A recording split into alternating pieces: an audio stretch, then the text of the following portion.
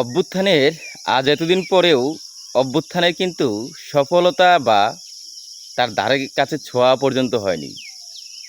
অভ্যুত্থান হয়েছিল যে উদ্দেশ্যে, সেই উদ্দেশ্যের কোনো রকম কোনো কিছু দেখা যায়নি। যা চলল শুধুমাত্র চূর্ণ বিচূর্ণ জরাজীর্ণ। ক্লিয়ার কোনো সংস্কার, ক্লিয়ার কোনো উদ্দেশ্য প্ল্যান এই পর্যন্ত পাওয়া যায়নি। তাহলে আর এই অভ্যুত্থানের প্রয়োজন কী ছিল? এই যে মাঝখানে যে কিছু মানুষ হারিয়ে গেল, কিছু মানুষ এক প্রতিকূল বাধার সৃষ্টি হলো, যারা এর কারণে অনেক দিন পর্যন্ত এর প্রতিকূলতা সহ্য করতে হবে, তারা কেন এটা করতে গেল? এখন আমরা যেটা দেখতে পাচ্ছি, শুধুমাত্র তাদেরকে একটু সহায়তা, একটু চিকিৎসা ব্যবস্থা, এটাই কি শেষ? এটাই উদ্দেশ্য ছিল?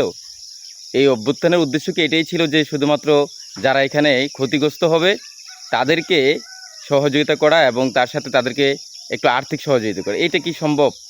এটাই উদ্দেশ্য ছিল? নাকি উদ্দেশ্য ছিল যেই সরকার ফেসিবাদী সরকার ছিল, অথবা যাকে পছন্দ হয়নি, সকলেই মিলে তাকে শুধুমাত্র তাড়ানোটাই উদ্দেশ্য ছিল? যখন তাড়ানো হলো তখন কিন্তু এটাই ছিল না।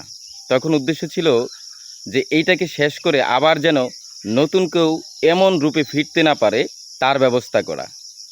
যদি নতুন কেউ তার চেয়ে ভিন্ন রূপে আরও ডেঞ্জারাস রূপে যদি ফিরে আসতে পারে, সে জায়গা থাকে, তাহলে অহেতুক আর মাঝখান দিয়ে কিছু প্রাণ নষ্ট করার কী প্রয়োজন ছিল? এই দেশ ফেসিবাদের পর ফেসিবাদ আসবে, এটাই স্বাভাবিক, আগে থেকেই আসতেছে। তো মাঝখানে যে কিছু মানুষ হয়রানি বোধ হলো, তার জীবনের মূল্যবান জীবন হারালো, তার বিনিময় কি? আর এই বিনিময় কি কখনো দিতে পারবে বাংলাদেশ? আসলে তো বিনিময় কখনো দেওয়া যায় না। একটা প্রাণের যদি বিনিময়ে যে তার চাহিদা ছিল, তার যে ইচ্ছা ছিল, সেই স্বপ্নের জায়গাতে সে যদি দেশকে দেখতে পারে, সেটাই তো তার বাস্তবায়তা। তো যাই হোক, যেভাবে এগিয়ে চলছে অভ্যুত্থান, এভাবে এগিয়ে চলার কথা না। আজ অভ্যুত্থান অনেকটা ধানের চিটা, জরা জীর্ণ শীর্ণ হয়ে গেছে।